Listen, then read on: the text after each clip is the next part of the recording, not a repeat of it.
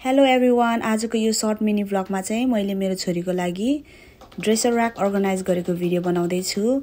मैले चाहिँ कसरी अर्गनाइज गरे हेरौँ है त भिडियोमा। मैले यो बेबी वाइपले चाहिँ र्याकलाई सेनिटाइज गर्दै छु वाइपिङ गरेर। मैले चाहिँ इच एन्ड एभ्री ड्रअर पनि यही वाइपिङ पेपरले चाहिँ सबै वाइप्स गरेको थिएँ, तर सबै चाहिँ मैले भिडियोमा राखेन किनभने एकदम लामो भिडियो हुन्छ भनेर। यो चाहिँ माथिको भाग मात्रै वाइप गरेको राखेको छु है। आज चाहिँ म 38 वीक्स 5 डेज भए। अब चाहिँ ड्यु डेट आइसक्यो, जति बेला पनि हुन सक्छ। अनि मैले यो ड्रेसर र्याकको लागि चाहिँ यो क्लोजेट ड्रअर डिभाइडर राखेको छु। अनि यसमा चाहिँ क्लोथ्सहरू एकदम अर्गनाइज गरेर राख्न मिल्छ। त्यही भएको भएर पार्टिसन गर्नको लागि चाहिँ मैले यो राखेँ। यसरी नै मैले 1 and 1 कपडाहरू चाहिँ आफ्नो मन्थ अनुसारको एउटा एउटा गरेर फोल्ड गरेर राखेको छु। यिनीहरू पनि सबै मैले ह्यान्ड वास गरेको। यो चाहिँ फाइनल लुक। यो फर्स्टको ड्रअरमा चाहिँ न्युबर्नदेखि 3 मन्थको कपडा छ भने सेकेन्डको ड्रअरमा चाहिँ मोस्टली 3 मन्थको कपडा छ। अनि यसमा चाहिँ मैले साइडको भागमा चाहिँ सक्सहरू राखिदिएको छु त्यो ग्याप फिलअप गर्नको लागि। अनि यो ड्रअर पनि हेर्दा ठुलो देख्छ तर स्पेस त त्यति साह्रो छैन। मैले एमाजोनदेखि अर्डर गरेको यो पनि, अनि आफैले एसेम्बल गरेको थिएँ। यो चाहिँ सेकेन्ड रोको ड्रअर हो। यसमा चाहिँ मैले ब्ल्याङ्केटहरू अनि बेबीको सक्स अनि हेयर एक्सेसरिजहरू राखेको छु। यिनीहरू चाहिँ खासै अहिले युज चाहिँ हुँदैन होला, त्यही पनि भयोभरको मैले सबै क्लिपहरू, ब्यान्डाना, हेयर ब्यान्डहरू एभ्रिथिङ मैले चाहिँ यसरी अर्गनाइज गरेर राखेको छु। अनि यो चाहिँ न्युबर्न फोटोसुटको लागि थोरै कपडाहरू रेडी गरिदिएको छु। अनि यो सेक्सनमा चाहिँ सबै उसको क्यापहरू छ, क्याप, ह्याट, अनि तल अब कुनै कुनै एक्स्ट्रा सामानहरू पनि राखेको छु।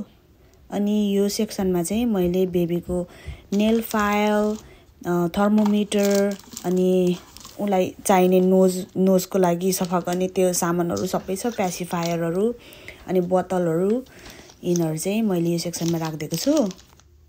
त्यसपछि चाहिँ यो अबको यो थर्ड रोमा चाहिँ मोस्टली उसलाई चाहिँ 6 मन्थदेखि 9 मन्थसम्मको कपडाहरू छ। यिनीहरू चाहिँ अहिले खासै इम्पोर्टेन्ट छैन भनेर चाहिँ मैले उसको लागि ट्यागहरू पनि केही पनि फुकालेर राखेको छैन। यिनीहरू चाहिँ पछि अलि ठुलो हुँदाखेरि चाहिँ वास गरेर फेरि युज गर्ने हो। अनि यिनीहरू चाहिँ धेरै जस्तो हिँड्दाखेरि लगाउने खालको कपडाहरू छ। यिनीहरू चाहिँ अहिले त्यति इम्पोर्टेन्ट छैन। अनि त्यसपछि मैले चाहिँ यो र्याकको माथि उसलाई चाहिने प्याम्पर्सहरू, अनि उसलाई चाहिने टोइलेटरी आइटम्सहरू, अनि डाइपर र्यास, क्रिम, लोसन, ओइन्टमेन्ट, यिनीहरू चाहिँ इम्पोर्टेन्ट सामानहरू चाहिँ मैले यसरी रेडी गरिदिएको छु। अनि यसमा चाहिँ मेरो सामान पनि छ, कुनै कुनै मेरो बायो ओइलहरू, अनि मैले खाने मेडिकेसनहरू छ।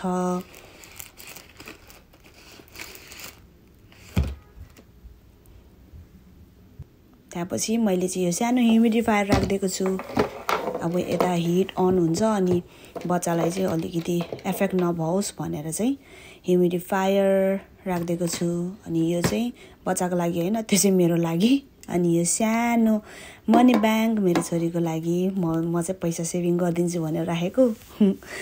अनि यो चाहिँ मम्स कोजीको म्युजिक पनि बज्छ, लाइट पनि हुने क्युट लिटल थिङ्स।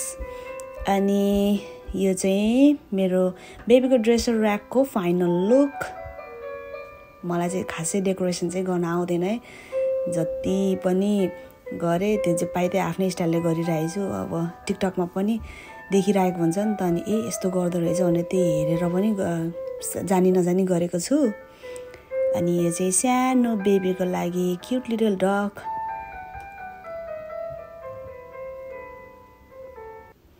अनि यो चाहिँ मैले चाहिँ डेकोरेसनको लागि यसरी सजाएँ, तर अलिक खासै राम्रोसँग सजाउनु त आएन, जस्तो जाने त्यस्तै सजाएको छु है। अनि तपाईँहरूलाई चाहिँ मैले रिसिभ गरेको गिफ्ट देखाउन लागेको है तपाईँहरूलाई। अनि यो चाहिँ हुन्छ नि, स्पेसल्ली बेबीहरूलाई त गिफ्ट आइरहेको हुन्छ, सबै कुरा पाइरहेको हुन्छ बेबीले त।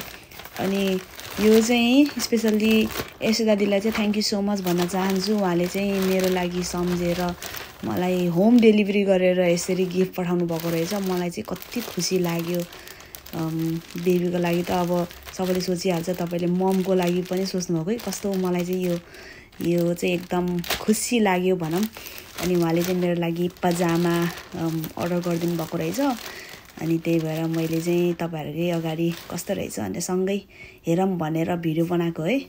यो पजामा चाहिँ कस्तो राम्रो लाग्यो मलाई। क्वालिटी पनि एकदम राम्रो, एकदम सफ्ट, कम्फर्टेबल, कति राम्रो छ के। यो ब्रान्ड चाहिँ लेक भन्ने ब्रान्डको रहेछ। यो चाहिँ यो ब्रान्डको चाहिँ मैले फर्स्ट टाइम हो लगाएको। तर एकदम कम्फर्टेबल राम्रो लाग्यो मलाई चाहिँ। क्वालिटी वाइज एभ्रिथिङ एकदम राम्रो छ।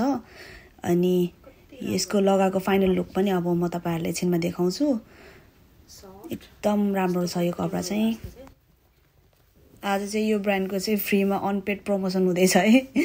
यो ब्रान्डको कपडाहरू अरू कस्तो डिजाइन रहेछ भनेर हेरेको।